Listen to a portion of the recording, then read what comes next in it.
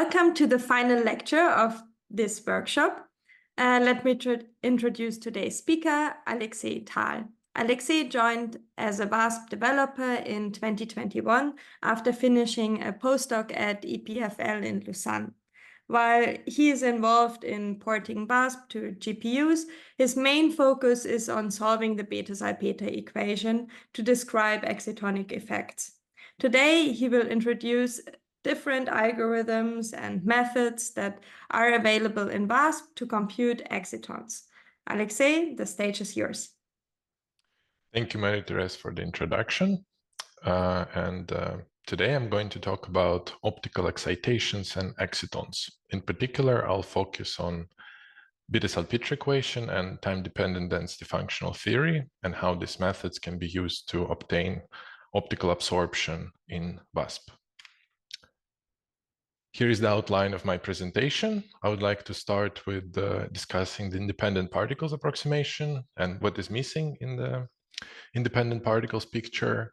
Then I will talk about the GW approximation and what we can get from the GW approximation. I will discuss the Bethe-Salpeter equation and how excitonic effects are taken into account within the Bethe-Salpeter equation. Then I will talk about spin structure of the BSE Hamiltonian. I will discuss time-dependent density functional theory, and I will also talk about practical aspects of performing Bethe-Salpeter equation and time-dependent density functional theory calculations in VASP. Let me start with the independent particles approximation. So as you learned, in VASP, you can perform ground state calculation, set L optics tag to true, and that will make VASP to calculate the dielectric function or the imaginary part of the dielectric function that would be related to the optical absorption. And the way it is computed is this Fermi's golden rule. So within Fermi's golden rule, we consider our independent particles, and the absorption resonances will be located at the energy difference between conduction and valence states. So we will have the resonances at the energy difference of the valence and conduction states. And the strength or the oscillator strength of this transition will be determined by the matrix elements with the dipole operator. So since we are considering the dipole approximation, we have corresponding dipole approximation selection rules. Here is the picture of the band structure of bulk silicon, where we graphically show what is happening. So we shine the photons on our electrons, we promote the electron into unoccupied states from the valence states. And now if we look at the optical absorption spectrum calculated with the PB density functional theory approximation, we see that the spectrum is shifted towards the lower energies. So the intensities of the energy transitions are much lower than they are in experiment. And the reason is that this direct transition from occupied to unoccupied states is the energy difference is underestimated. So we have indeed the wrong band gap as a known shortcoming of the PB approximation. What can we do to correct the band gap? To correct the band gap, we can use many-body perturbation theory. Just to remind you, in density functional theory, we solve these equations and we find independent particles, energies, and orbitals. So we have these four terms in the Hamiltonian. We have kinetic energy, external potential, Hartree potential, and exchange correlation potential that takes into account all the many-body effects, which is a local in density functional theory. In many-body perturbation theory, we have the same three terms, kinetic energy, external potential, and Hartree term. However, the many-body effects are taken into account through this non-local energy-dependent self-energy. So solving this equation, we'll find the one-particle orbitals and energies, but we need to find the self-energy. So how do we calculate the self-energy? Hedin proposed a set of integral differential equations. So these five, which can be also depicted as this famous Hedin's pentagram. So we have, notation here is that we use both space and time coordinate as a one index. So one corresponds to both of these coordinates. So the first equation is Dyson equation for the Green's function. This is the way to construct the fully interacting Green's function from the non-interacting Green's function, G0. Then we have equation for the polarizability. And this polarizability function is going to be the main focus of my presentation today. Then we have an equation for the screen potential. So we can use this polarizability to construct screen potential. We can find the self-energy using the Green's function and the screen potential. And we also need a vertex function. So the vertex function is this complicated looking integral, which requires very demanding calculation to solve it. And in order to find the exact Green's function of the interacting system, which would be what we find by solving this equation self-consistently, such calculation would be very demanding and in practice not possible. So in order to solve these equations, we need to make approximations. And to illustrate what approximations and what integrals we take into account, I would like to use diagrammatic technique that will help us to replace the integrals with diagrams. So first, the diagram for the Green's function. So the Green's function is depicted as a straight line. So the Green's function describes the propagation of an electron on the hole from point 1 to point 2. So we have the time difference where T2 is larger than T1. So our particle propagates forward in time. And that's the product of the orbitals at point R1 and point R2 and a complex amplitude. Hole propagator will look very similar. However, in this case, the T2 time is smaller than T1. So our particle propagates backwards in time, and that corresponds to a hole propagator. Now, let's look at some of the basic diagrams that we can analyze. So the first one is the Hartree diagram. So this is the term that we know already. In this case, we have a Green's function that propagates from point 1 to point 1. So if we actually write down this expression for this Green's function, we end up with the charge density and times the Coulomb potential. That gives us the Hartree potential that we've already seen. For the exchange diagram that looks like this, we need to write the Green's function propagating from point 1 to point 2 and the Coulomb potential that interacts from point 1 to point 2. So that gives us exact exchange term or the Fock exchange term that we also seen before. Combined together, these two terms give us the approximation, the Hartree-Fock approximation. And in order to construct the self-energy, we need to collect all these diagrams with one incoming and one outgoing Green's function. Essentially, that describes the propagation of a particle in different scattering events. So in this case, in the first order, we have these two diagrams. In the second order, we will include higher order processes. So for example, this diagram describes the process where we have a Green's function propagating in time, emitting a photon, exciting electron-hole pair, which also propagate, then annihilate, and then re-emit the photon, and then the Green's function continues propagating further. All these scattering events we can take into account through the many-body perturbation theory. So in the third order, we'll have two of these electron-hole pairs generated. In the fourth order, there will be three, and so on. In the third order, we also include this diagram, which considers the process when we excite electron-hole pair, and this electron-hole pair can interact. So the electron and hole can interact in this case, and this is going to be a very important diagram for including excitonic effects. Now, as I said, we need to make approximations in order to solve the many-body perturbation theory.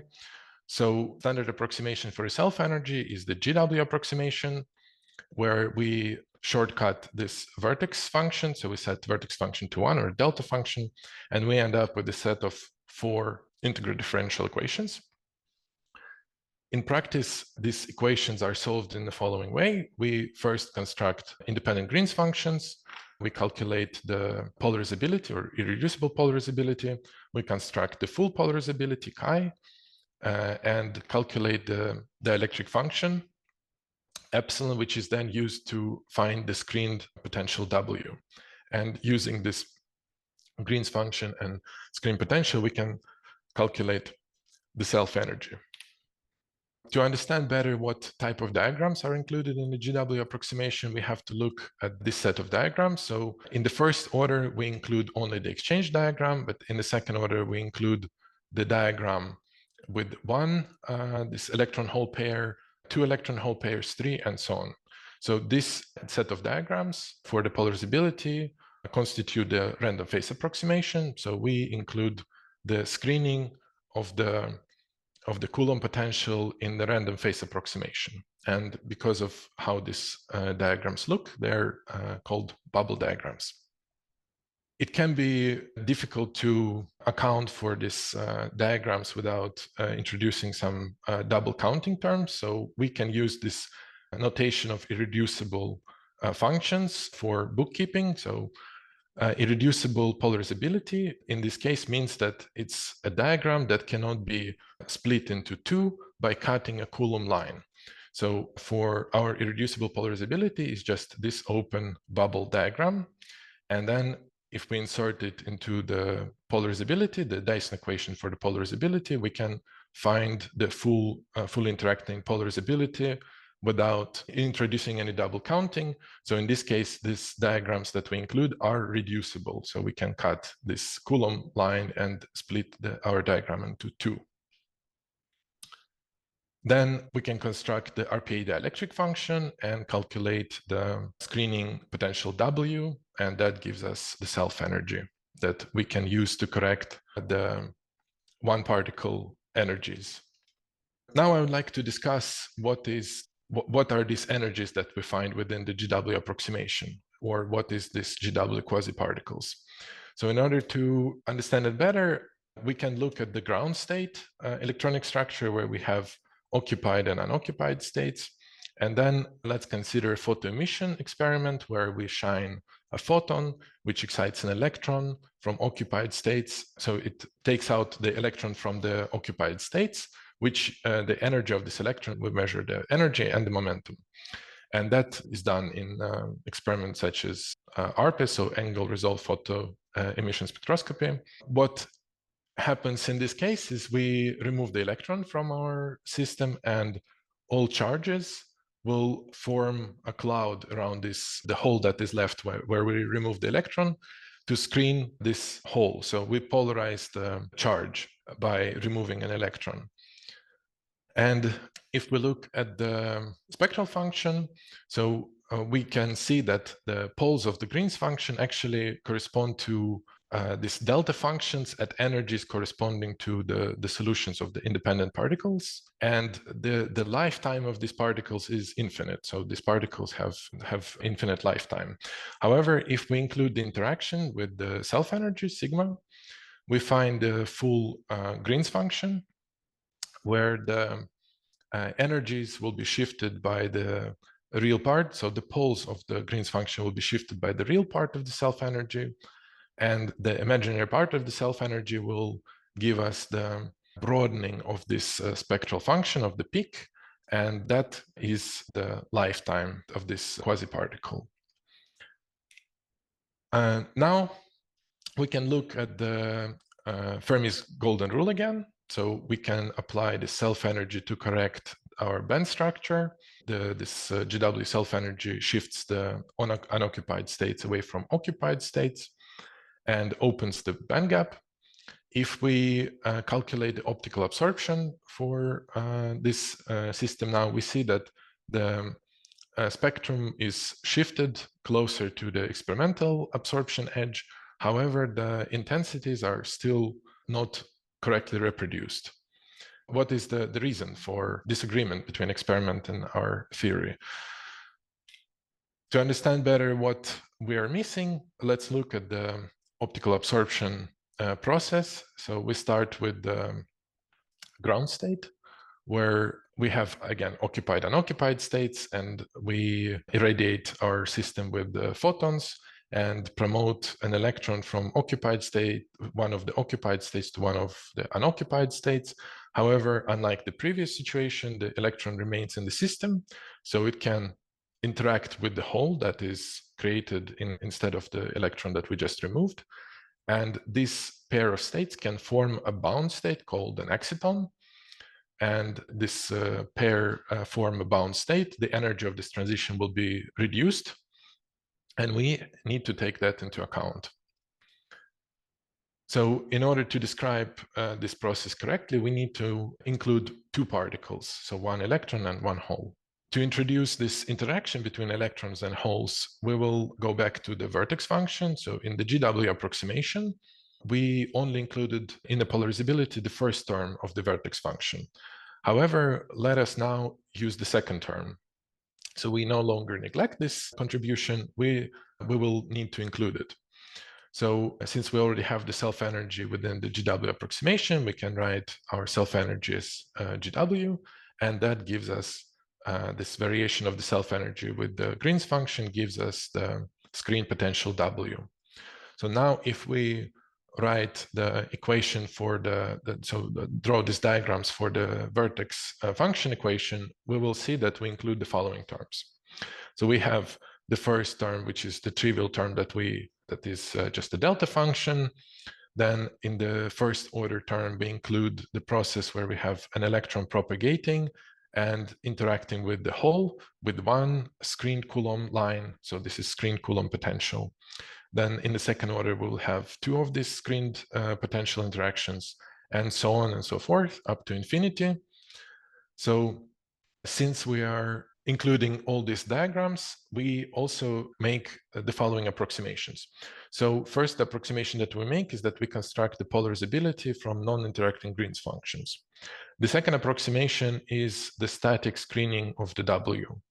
And it has been shown that by using these two approximations together, we preserve the conservation within the Bethe-Salpeter equation, and that gives us more accurate results than violating one of these approximations, or not including both of these approximations simultaneously. So the diagrams that we actually include by taking the static approximations are the following, where we have the screen potential, not just a vertical line, but it can be a time dependent. So we exclude this type of diagrams, and we consider all the interactions as instantaneous interactions. Now we can insert this vertex function into our polarizability. First, let's see what our irreducible polarizability looks like. So that will be this bubble diagram with the triangle. So the vertex is the triangle.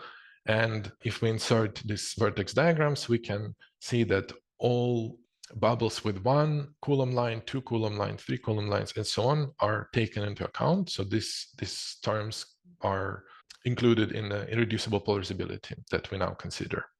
Because of the way these diagrams look, these diagrams are typically called ladder diagrams. And with this irreducible polarizability, we can find the full polarizability chi.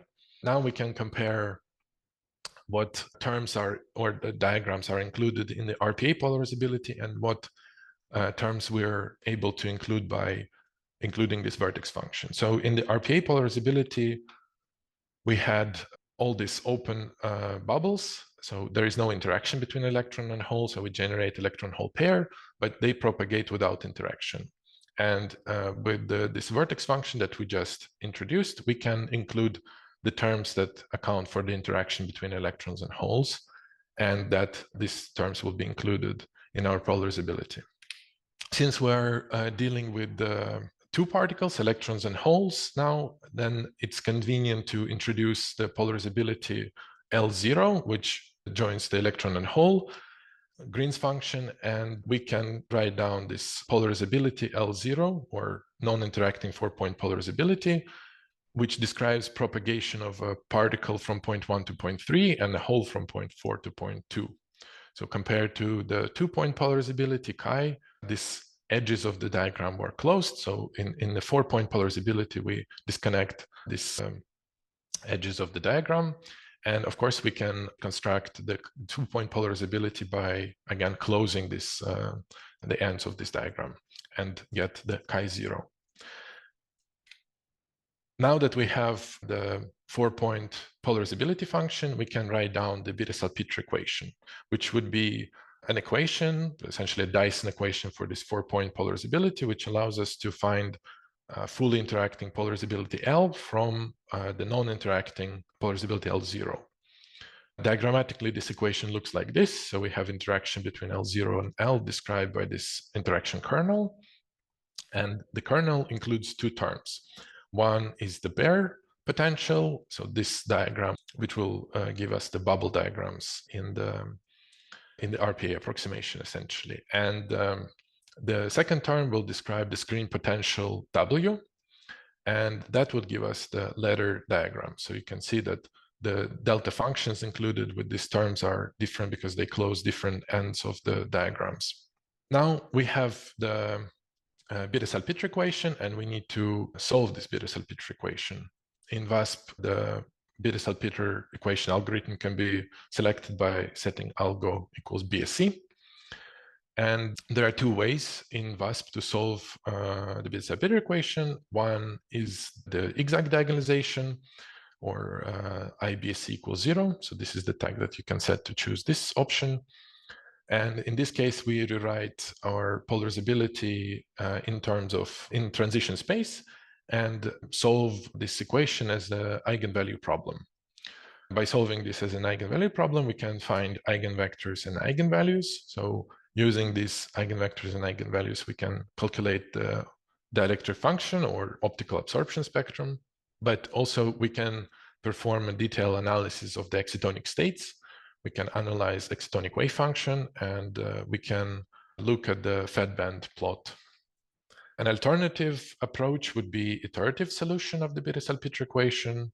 So that corresponds to IBS equals 1. And in this case, we propagate in time the polarizability, and then we can perform a Fourier transform and find the dielectric function, which would correspond to the absorption spectrum. However, we will not be able to perform analysis of the excitonic states as we don't have eigenvectors by solving the Bethe-Salpeter equation in this way. The advantage is that this approach has lower scaling than the exact diagonalization.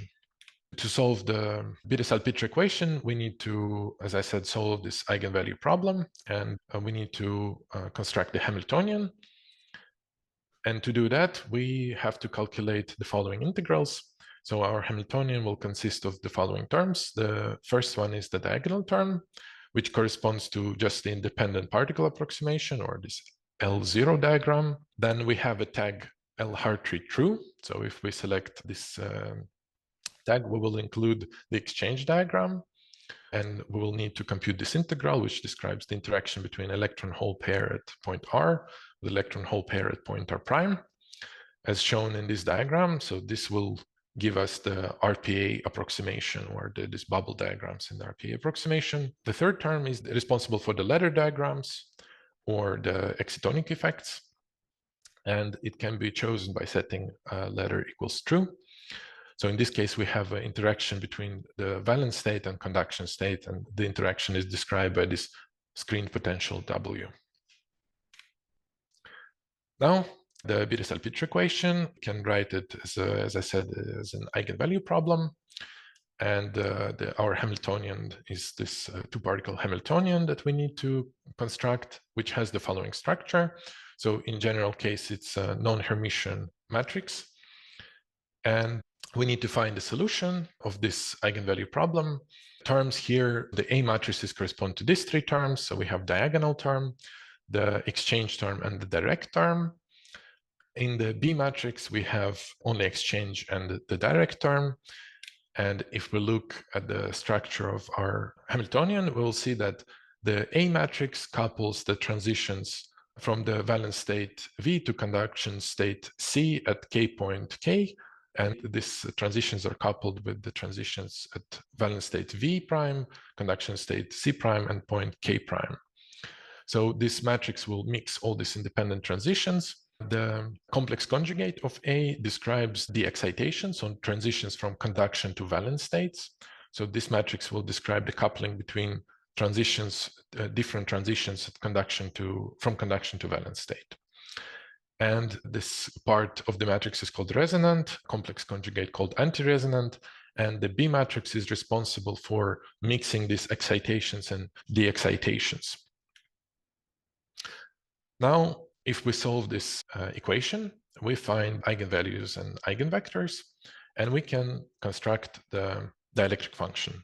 So as I was saying, as I was showing that in the independent particle approximation, the dielectric function is just calculated via this Fermi's golden rule. So we had resonances at the energy difference between conduction and valence states. Similarly to this independent particle approximation in BSE, we also have resonances, but now it's not just the energy difference, but it's eigenvalue of this two-particle Hamiltonian, which in principle can be lower or include excitonic effects. And the transitions, the strength of these transitions is described by this dipole matrix elements and the eigenvector of this Hamiltonian, which describes how various transitions are coupled. Now, let's look at the results for the optical absorption calculation within this GW BSE approximation for bulk silicon. We can see that if the band gap is corrected within the GW approximation and the polarizability is calculated within the Bethe-Salpeter equation, we find good agreement with experiment. We have the right offset and the intensities are well reproduced. So that's how we include the excitonic effects in our optical absorption.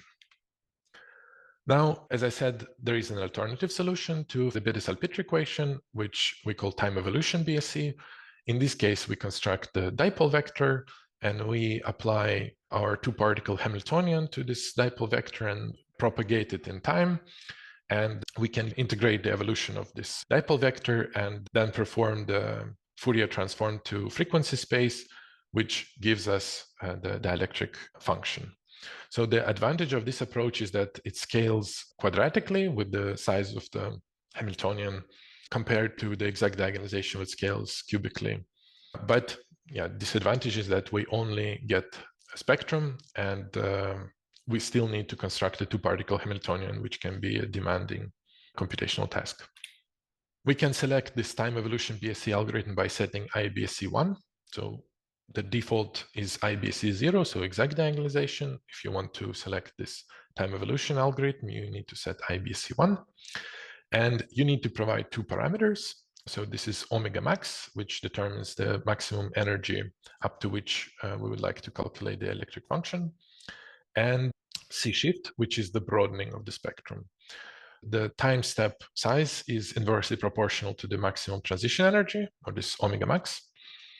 And the number of steps is inversely proportional to the broadening. So if we set larger broadening, we will require fewer steps to get the converged spectrum. And yeah, if we need smaller energy range, then we can use larger time step. There is precision parameters that are selected with this BSE-PREC tag. And normally medium is the default, and normally this is sufficient for accurate calculation. Here is an example that I've done with for optical absorption of silicon. So the matrix rank was 16,384. And the time evolution algorithm took around 300 seconds, and the exact diagonalization was over 800 seconds. But if we look at the spectrum, we can see that one spectrum is on top of the other. Now, the most common approximation for the Bethe-Salpeter equation is Tamm-Dancoff approximation. So within the Tamm-Dancoff approximation, we neglect the B matrices. So we neglect the coupling between excitations and de-excitations. And this way we can reduce the matrix size to just this equation. So the Tamm-Dancoff approximation is selected by this tag anti-res, and by setting it to 0, we select the Tamm-Dancoff approximation. So physically, it means that we only include one electron hole pair at a time in our approximation if we take the Tamm-Dancoff approximation. And so in the case of Tamm-Dancoff approximation, we diagonalize one matrix with the rank VCK. So it's number of valence states, number of conduction states, number of K points. So in the case of full BSE, we will need to perform two matrix diagonalizations of the same size. When can we use Tamm-Dancoff approximation? So generally, the rule is that we can use Tamm-Dancoff approximation safely when the exciton binding energy is much smaller than the band gap of the system, or also when there is no strong coupling between optical excitations and other excitations like plasmon excitations. But generally, you never know, so one should test whether Tamm-Dancoff approximation holds for a particular system. We are working in reciprocal space, so this is more explicitly how we construct our matrix elements. So the exchange term is calculated in this way. This is how we construct the ladder diagrams, and the W is described by the RPA dielectric function. So it's a full matrix of GG prime that depends on Q, and we take only the static approximation, so the dielectric function at omega equals 0. Using the eigenvectors and eigenvalues of our BSE Hamiltonian, we can construct the macroscopic dielectric function in this way. So here I would like to show that the C shift determines the broadening or the Lorentzian broadening, and if C shift is 0, we find the infinite lifetime. So these solutions have no lifetime, and we have to include this complex shift to introduce a lifetime broadening in the spectrum, which is defined by this C shift tag. In the optical limit, Q is equal to 0, so photon does not transfer any momentum. And in order to calculate these matrix elements that we need to construct in the exchange and direct terms, we need to perform this expansion. And to be able to calculate them at Q equals 0, we need to have the derivatives of the cell-periodic part of the wave function with respect to momentum. And this is done by this L-optics tag. So if one sets L-optics true, it will perform the calculation of these orbital derivatives and write them into a file called wave_there. Now, I would like to illustrate some of the basic approximations that are available in the Bethe-Salpeter equation algorithm. So the first one is independent particle approximation. If we disable the Hartree term and the ladder tag, we are going to just end up with the diagonal term, which corresponds to this L0 diagram or independent particle approximation. By including the Hartree term and disabling the ladder diagrams, we have these two terms, so diagonal and the Hartree potential, the exchange term. And here it's important to notice that in order to compare our RPA dielectric function calculated with this Bethe-Salpeter algorithm. So if we want to compare this dielectric function to the RPA dielectric function that we find within the GW algorithm, we have to include this anti-res term equals 2. So we have to include the terms beyond Tamm-Dancoff approximation, because in the GW algorithm, the random phase approximation is not calculated in Tamm-Dancoff approximation. So we have to include all the A and B terms. And then finally, we have a Tamm-Dancoff approximation, which is also the default for the Bethe-Salpeter algorithm. And in this case, we include these three diagrams and set the coupling between excitations and de-excitations to 0. Now, I would like to discuss the spin structure of the Bethe-Salpeter equation. And here is a simple example. So we have a two-level system. One state is occupied with two electrons, one spin up and spin down. And then we have possible transitions like this. We can have a singlet transition or triplet transition, or singlet triplet excitations. And to see more clearly the structure of the Hamiltonian, let us write down the terms that are included in this basis. So we write down the basis for this valence spin up and conduction spin up, valence spin up and conduction spin down, valence spin down, conduction spin up, and so on for both spins pointing down. So if we start calculating the integrals, we can see that the following diagrams will be non-zero in this case. So we have the diagonal term, which describes the propagation of a particle spin up and hole with spin down. Also, we have the direct term, which describes the propagation of particles spin up and hole with spin, also with spin up and interacting with the screen potential. And we can also include this other term will be non-zero, which is the exchange diagram that describes the annihilation of particle with, so electron and hole with spin up, and then emitting a photon, and then creating a pair of states with spin up again. Then these terms will be zero. This term will describe the process of annihilation of particles spin up and spin down, which will be zero. This direct term will be describing the process of propagating of an electron and flipping a spin, which will also be zero. And the same for the other spin up down pair of states.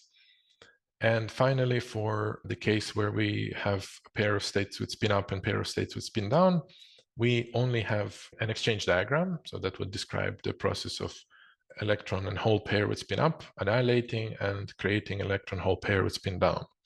But the direct term for this pair of states will be zero. And following these rules, we can fill in the matrix. And immediately we can see that a lot of the terms in this matrix are zeros. And that means that we can actually decouple this matrix into two. So we have Hamiltonian for spin triplet and Hamiltonian for spin singlet solutions. In particular, if we set L triplet false, we will solve this Hamiltonian, and that will give us two solutions, one corresponding to the singlet and one corresponding to triplet solution with spin SZ equals 0. If we enable L triplet tag, we will solve this type of Hamiltonian, and that will give us the other two triplet solutions. So one with SZ1 and one with SZ-1. So in the output, the triplet solutions are written with zero intensities. So because the optical transitions, so triplet transitions are forbidden for optical transitions. And right, so we can see that the difference between triplet and singlet solution is this exchange term that is present in a singlet solution and is not present in triplet solutions. But that also means that the triplet solutions are lower than the singlet solution because this exchange term is repulsive.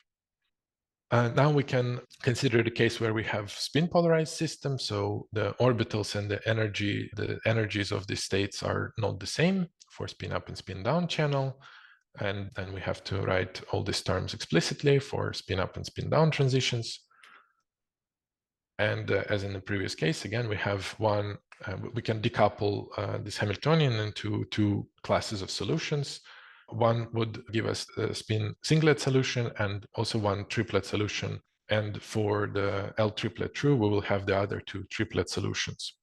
In the case of non-collinear spins, the spins are not just up and down. These spins are actually vectors, and we cannot really make this simple approximations. We cannot decouple the Hamiltonian. We have to include all the terms. And to perform a non-collinear calculation, we have to set this L non-collinear true. And also this will be automatically selected. So non-collinear calculation will be automatically selected if we include the spin orbit coupling. And we have to use VASP NCL, so non-collinear version of the code, to perform this calculation. So within non-collinear calculation, all the solutions are found for L triplet false. So we cannot distinguish between triplet and singlet solutions, and all the solutions will be found for L triplet false. Now, I would like to talk about time-dependent density functional theory. Time-dependent density functional theory provides us with an alternative approach for calculating or modeling excitations in solids. So within time-dependent density functional theory, we can describe all the quantities in terms of density. So the response function will be defined as a variation of density with respect to external potential. And to make an analogy with Bethe-Salpeter equation and the Green's function formalism, we can also define 4-point fully interacting polarizability as a variation of the Green's function with respect to a non-local external potential.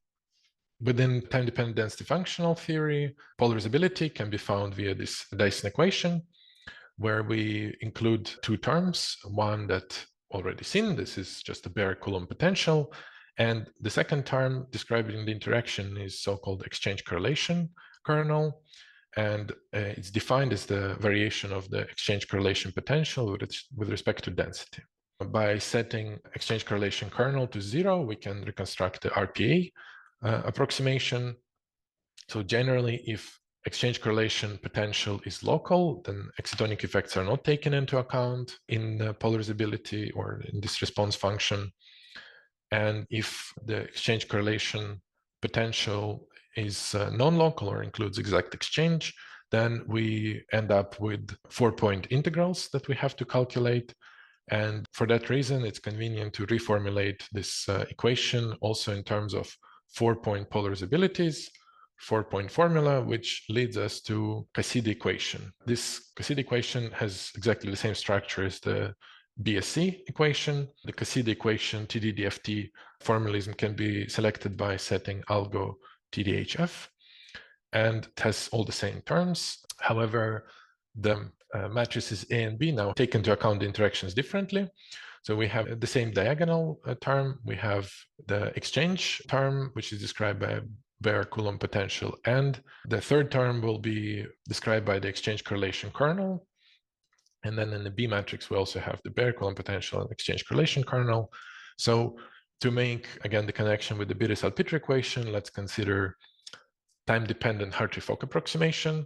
So in time-dependent Hartree-Fock approximation, we include non-local exchange term in the exchange correlation potential, and that will lead us to this unscreened potential in the Cassidi equation, in the Cassidi Hamiltonian. And making comparison with BSE, we can see that in the case of Bethe-Salpeter equation, this term was screened potential that described the interaction between electron and hole. But in the case of time-dependent Hartree-Fock, this potential is unscreened, so it's a bare potential. And by including various hybrid functional approximations, we can essentially include the screening via this hybrid functional. So one particular hybrid functional that I would like to discuss is dielectric-dependent hybrid functional. So in this case, the screening of the Fock exchange is described by this model dielectric function, which has two parameters, the exact exchange in the long range and the range separation parameter. If we compare this dielectric function with RPA approximation, so this is what is shown in this figure, we see that this model dielectric function is able to fit the RPA approximation very accurately. And in the hybrid functional calculation, it can be selected by the following tags. So we have L model HF that we need to enable and provide the range separation parameter, shown mu here, and the fraction of exact exchange in the long range. It has been shown that this approximation can yield accurate band gaps. So we know that in the case of PB, the band gaps are generally underestimated by around 50%. So HSC is capable of correcting band gaps for semiconductors, but underestimates the gaps in insulators. And this dielectric-dependent hybrid functional was shown to be accurate for both insulators and semiconductors. Now, considering that we have this hybrid functional for describing the ground state, we can also use this hybrid functional for our time-dependent formalism. So if we use this dielectric-dependent hybrid functional within time-dependent formalism, we will have the following terms in our Hamiltonian. So again, the diagonal term, the exchange term with the bare Coulomb potential. Now we also include the term that describes the electron-hole interaction. However, in this case, instead of having the full dielectric matrix, we just include this model dielectric function that will describe the screening of the interaction between electrons and holes. And the fourth term will be the contribution of a local part of the exchange correlation potential, which is calculated in this way. And within this Cassidi equation formalism, we can set these tags to select this time-dependent DDH calculation. We have to, again, select the model dielectric function, L model HF, provide these parameters, range separation and exact exchange in the long range. And we also need to include LFXC, or the local contribution of the exchange correlation potential. So the advantage of this approach is that it uses no adjustable parameters, because we can just define these parameters from the RPA approximation or other approximations. And if we use this time-dependent DDH formalism together with the hybrid functional calculation for the ground state, we can avoid the demanding GW step and have an accurate description of the electronic structure already within the hybrid functional approximation. In this figure here, you can see that the spectra are reproduced within this TD-DFT approximation and BSE+GW approach are very similar, and in some cases they're shifted. And this shift between this TD-DFT and BSE+GW is mostly due to the energy, the difference in the band gaps between the GW and DDH. But the spectrum is very similar in both approaches and in a good agreement with experiment. Another approach that I would like to discuss is model BSE or model Bethe-Salpeter equation. So within this approximation, the screening again is described by the model dielectric function. However, the difference with the previous case is that we neglect the local exchange correlation potential, LFXC false. And here I show a comparison for optical absorption of diamond calculated with the full dielectric matrix, so W full, the dielectric matrix that only includes, so that describes the screening in the diagonal terms. The blue line is the model dielectric function, which we feed to reproduce this diagonal dielectric matrix, the diagonal terms of the dielectric matrix. And the last one is the model dielectric function plus this local FXC corrections, local FXC potential. And we can see that all of these results are very close. So the most crucial part is that we have to correctly reproduce the diagonal terms of the screening in the W.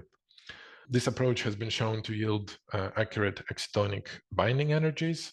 And this is also a convenient approximation for performing convergence tests because it doesn't require a preliminary GW step.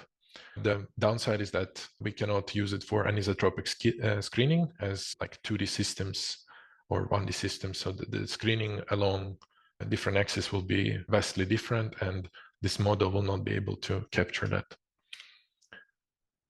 Now, let me discuss the workflow for the Bethe-Salpeter equation calculation in VASP. We always start our calculations with the DFT step. So we need the ground state calculation with the DFT. Then we take these eigenvalues and eigenvector orbitals and perform another calculation within the same DFT approximation usually, where we include many more empty states because that is required for the GW calculation. And we also need to set L optics true to calculate the derivatives of the orbitals, as I was saying earlier. Then we use this energies, orbitals, and orbital derivatives to calculate the, to perform the GW approximation calculation. And from the GW approximation, we take the quasi-particle energies, orbitals, in case we have quasi-particle self-consistent GW calculation, orbitals derivatives, and dielectric matrix within the RPA approximation. And all these terms we use for constructing the Bethe-Salpeter equation and solving it. That gives us the dielectric function within the Bethe-Salpeter equation approximation. So the dielectric function in the RPA approximation is written to these files called W full. And the X stands for the K point. So from the GW calculation, we should get all these potential files. The orbital derivatives are written into WaveDer file, and orbitals and eigenvalues are stored in WaveCar files. Now, if we perform one-shot GW calculation, the orbitals are not changed by the GW within the GW calculation. So we can use the same WaveDer file because the derivatives are also the same. So we can use the same WaveDer file for the GW and BSE. However, if we do a self-consistent GW calculation, the orbitals are recalculated. And then we need, of course, to recalculate the orbital derivatives. and that we can achieve by setting these two tags, L-optics true and L-PID true. The workflow for calculating the model dielectric function or TD-DDH calculation or other TD-DFT calculation within Casida formalism is simpler. We don't need the GW step. We can start with the hybrid functional calculation, set L-optics true. In principle, in this calculation, we don't have to include a lot of unoccupied states. We only have to include the unoccupied states necessary for the BSE kernel. And then we include this energies, orbitals, and orbitals derivatives for constructing the two-particle Hamiltonian. And we find the dielectric function with the excitonic effects. So again, this orbital derivatives are written into wavedar file, energies and orbitals are written into wavecar file. And since we are not using the dielectric matrix from the preceding GW step, we have to describe the model dielectric function by setting these parameters if we want to perform model BSE calculation. Now, here is the tags that we need to set in order to perform a BSE calculation. So we need to select the BSE algorithm, provide the energy cutoff for the wave functions, energy cutoff for the response function, and include the number of occupied and unoccupied states. So the number of bands should be the same as in the preceding GW calculation. And in the TDHF or model BSE calculation, we don't need to select the same number of bands as in the preceding GW calculation, because we can start with a hybrid functional calculation and just describe the model dielectric function by setting the following parameters. Additional flags in BSE can be set to choose between Tamm-Dancoff approximation and the full BSE. We can use the anti-res tag. So 0 is Tamm-Dancoff approximation, 2 is beyond Tamm-Dancoff, so full BSE. We have tags L-Hartree ladder to select, switch on or off the RPA or ladder diagrams in our approximation. LFXC is responsible for including the local exchange correlation kernel. The broadening of the spectra is set by C-shift. We can also limit the range of energies that we want to calculate the dielectric function for by omega max tag. L-triplet selects between the triplet and singlet Hamiltonian. Caesar operator can be used to open the band gap from the preceding PBE or hybrid functional calculation. This NBSE EIG is used to print out the eigenvectors, so that can be used for fan band analysis or plotting excitonic wave function. And we can also perform Bethe-Salpeter calculation at the finite Q by selecting the K point at which we want to perform the BSE calculation by this K point BSE tag. The results of the Bethe-Salpeter calculation, so the dielectric function, is written into VASP.xml. So all these components can be found in this file, and the optical transitions are written into a separate block in VASP.xml, where we have the energy of the transition with the corresponding intensity.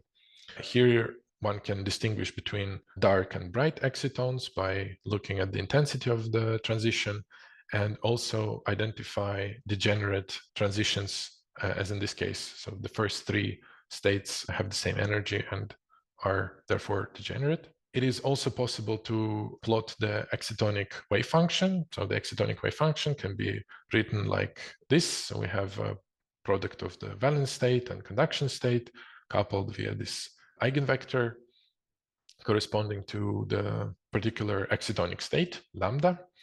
So in principle, this function is a six-dimensional function. So in order to be able to visualize it, we need to fix the position of one of the particles, so either hole or the electron. Usually we do it for the position of the hole, as it's a heavier particle and usually less delocalized.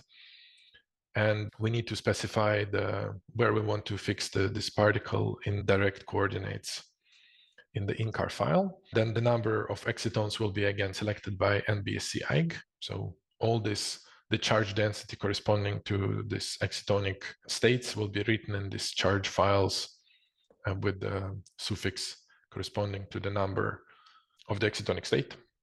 And in order to perform a meaningful analysis of the excitonic wave function, one should add the degenerate states. And So for example, this is excitonic wave function of a hexagonal boron nitride that I performed a calculation for a fixed hole. So we fix position of the hole in the center of the cell and calculate the excitonic wave function. Bethe-Salpeter equation is a very demanding method. And there are two steps that we need to take in order to perform that.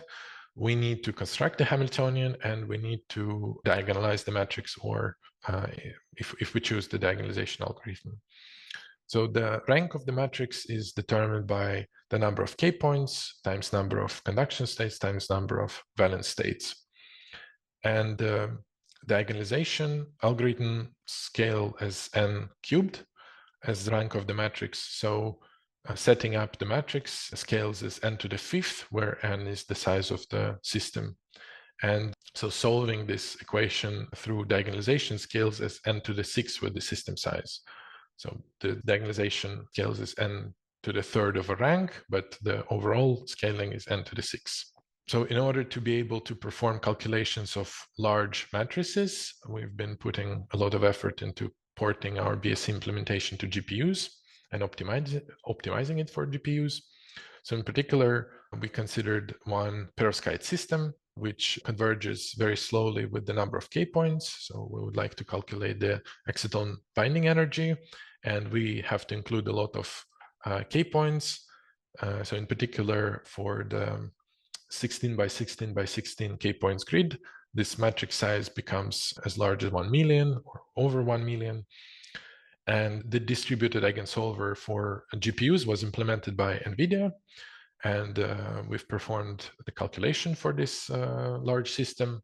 And we saw that on 1,000 GPUs, we were able to solve this matrix in less than 3 hours. So it takes about 1,000 seconds to set up the matrix, and then diagonalization takes about 7,000 seconds. For reference, performing calculation of rank 124,000 on 64 AMD cores, it took me about 7 hours. So, and again, this is a cubically scaling algorithm, so you can imagine how long it would take to solve this matrix on CPUs. Practically unfeasible. A few recommendations on how to optimize a BSE calculation in VASP. Converge the BSE kernel with the number of occupied and unoccupied states, because as I said, the setting up and the diagonalizing the matrix is a very demanding procedure. So don't include states that are beyond the range that is relevant for the calculation. Also, it's possible to compile the BSE code with this flag single prec BSE, which will tell VASP to use a single precision for storing the BSE Hamiltonian. And if we use the standard eigensolvers with the single precision, we get a performance boost of factor 2, and also it requires less memory to store such a matrix. If the K points are not included, so if the K points are not needed for the calculation, one should use the gamma version of the code, again, that reduces the required memory to store the Hamiltonian and also boost the performance. But yeah, this is not so rare, so often that K points are not required in the Bethe-Salpeter calculation. And also, if only the spectrum is required, then using a time evolution BSE algorithm can be much faster for large matrices. So that would be that could potentially speed up the calculation a lot. I would like to conclude with emphasizing some of the features that are available in VASP. So Bethe-Salpeter calculation or TD-DFT calculation can be performed based on any ground state, so DFT, hybrid functional, or any of the GW type calculations. We have various flavors of the BSE approximation, model BSE, TD-DFT in Casside formulation, and it is also possible to perform Bethe-Salpeter equation calculation at finite Q. So that would be IL spectrum. We have this time evolution algorithm that has lower scaling than the exact diagonalization. And porting a BSE to GPU is been actively developed. And furthermore, we have also been working actively on providing the support for core states in the Bethe-Salpeter equation calculation, and that would be released in the future. With that, I would like to thank you for your attention. Thank you, Alexey, for this great talk, starting from the diagrammatics, really diving into that and providing some details on the practical calculation. I think that will be really useful for listeners. Yeah, and I guess there will be some questions in the Q&A, and thank you until now.